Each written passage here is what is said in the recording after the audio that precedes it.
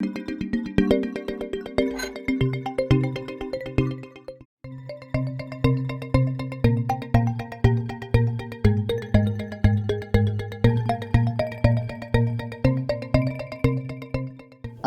पद्धति आजकल के दिनों में फर्टिलिटी क्लिनिक में सबसे ज़्यादा प्रचलित पद्धति है। इसका पूरा मतलब है इन विट्रो फर्टिलाइजेशन। अगर हम सहज भाषा में समझना चाहें, इस पद्धति में हम औरत से अंडे लेके, पुरुष से स्पर्म लेके, इन दोनों को एक डिश में अलग से मिलाकर भ्रूण बनाते हैं और उस भ्रूण को लैब में 3 से 5 दिन तक बड़ा करने के बाद उसी भ्रूण को औरत के गर्भ में स्थानांतरित करते हैं। इस पूरे प्रोसेस को या प्रक्रिया को आईवीएफ एम्ब्रियो ट्रांसफ़र नाम से जाना जाता है। आजकल के दिनों में ये प्रेगनेंसी लाने के लिए सबसे अग्रतम पद्धति मानी जाती है।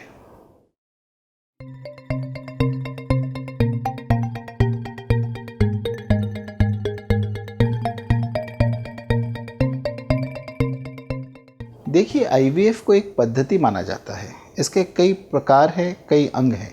हमें हर एक अंग के बारे में नॉलेज होना बहुत ज़रूरी है। इस नॉलेज के जरिए आपको भी अपने प्रोसेस को समझने में सुविधा होती है और हमें भी आपको समझाने में और गलतियों को कम रखने में सुविधा होती है।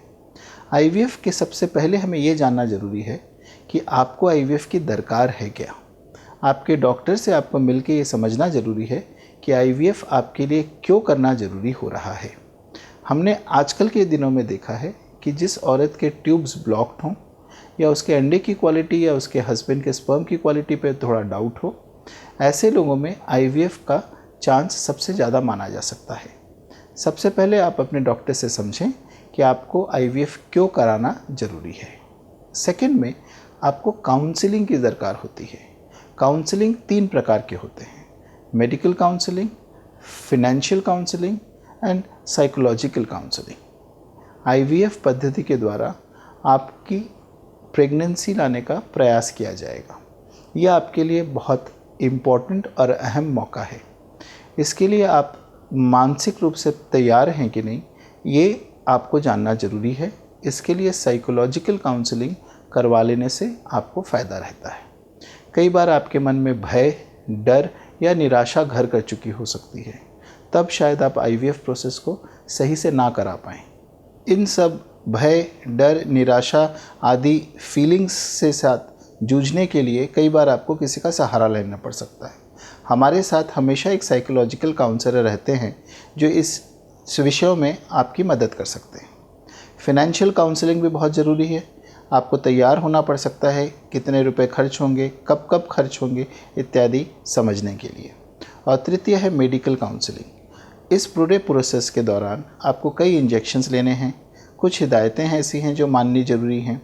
इनके बारे में अगर आप पहले से जान लेते हैं तो आपको शायद कोऑपरेट करने में सुविधा होगी। इस काउंसलिंग के प्रोसेस के बाद हम एक्चुअल प्रोसेस शुरू करते हैं, जिसको ओवेरियन स्टिमुलेशन कहा जाता है। इस प्रोसेस के दौरान आपको शायद कुछ दवाइयाँ दी जाएंगी जो एक निर्दिष्ट तारीख को आपको बंद करने को बोला जाएगा। इस तारीख को बंद करने के 4 या 5 दिन के बाद से आपको इंजेक्शन शुरू किए जाएंगे। इन इंजेक्शन्स का काम है आपके ओवरी या आपके डिंबाशय में 1 से ज़्यादा अंडे पकाना। इन इंजेक्शन को सही टाइम पे सही तरीके से लेना बहुत ज़रूरी है। इन इंजेक्शन के दौरान, ये इंजेक्शन करीब 10 से 12 दिन तक चलते हैं। इन इंजेक्शन्स के दौरान आपको 3 से 4 बार अल्ट्रासाउंड करके चेक करने के लिए क्लिनिक आना पड़ सकता है। आपको कब कब क्लिनिक आना है, ये पहले से आप जान लेना आपके लिए मुनासिब रहेगा। जब भी आप क्लिनिक आएँ, क्लिनिक में अल्ट्रासाउंड के बाद आप अपने डॉक्टर या नर्स से समझ लें कि इंजेक्शन का डोज वही रहेगा या बढ़ेगा या कमेगा। कुछ दिनों बाद, 10 से 12 दिन के बाद आपके अंडे पक्के तैयार हो जाएंगे। तब आपको बेहोश करके इन अंडों को अल्ट्रासाउंड के हेल्प से बाहर निकाला जाएगा। इस प्रक्रिया में 10 से 15 मिनट का समय लगता है। ये एनेस्थीसिया के अंतर्गत किया जाता है, इसलिए इसके पहले ये जांचना ज़रूरी है कि आपको ऐसी कोई मेडिकल कॉम्प्लिकेशन नहीं है जिसमें हम आपको एनेस्थीसिया ना दे पाएँ। इसके लिए हो सकता है कि आपको कोई चेकअप किया जाए या आपके कुछ ब्लड टेस्ट इत्यादि कराए जाएँ। इन रिपोर्ट को आप डेफिनेटली अपने डॉक्टर या नर्स को दिखा लें।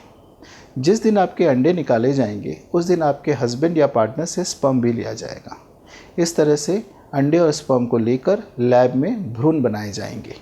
अंडे निकालने के बाद आप स्वतंत्र हैं अपने नॉर्मल लाइफ में लौट जाने के लिए। अंडे और स्पर्म से जो भ्रूण बनाए गए उनको लैब में 3 से 5 दिन तक ग्रो कराए जाएंगे। इसके बाद इन एम्ब्रियो को या तो हम फ्रीज करके रख देंगे ताकि अगले महीने इनको आपके गर्भ में डाला जाए, या इसी महीने आपके इन अंडों को आपके गर्भ में डालने का प्रयास किया जा सकता है। एक बार अगर इन भ्रूण को आपके गर्भ में डाल दिया जाए उसके बाद से फिर आपको कुछ दवाइयाँ दी जाएंगी, फिर से कुछ हिदायत रहेंगे, यानी कि भारी काम करना मना है, ज़मीन पर बैठना मना है इत्यादि। इनका आपको पालन करना बहुत ज़रूरी है। बच्चे को टिका के रखने के लिए जो दवाइयाँ दी जाएंगी ये साधारण 3 महीने तक चलते हैं। बच्चे को टिका रखने के लिए जो दवाइयाँ हैं उनको भी बिल्कुल टाइम से लेना है। लेते लेते 14वें दिन आपको एक ब्लड टेस्ट से ये जानना ज़रूरी है कि बच्चा टिक गया है कि नहीं। एक बार बच्चा टिक गया है, रिपोर्ट्स अच्छे हैं, दवाइयाँ चालू हैं, इस अवस्था में आप फाइनली हमारे डॉक्टर से मिलेंगी जो आपको एक अच्छे ऑब्स्टेटिशियन के पास रेफ़र कर दें ताकि आपकी जो गोद सूनी है वो अब फाइनली भर पाए।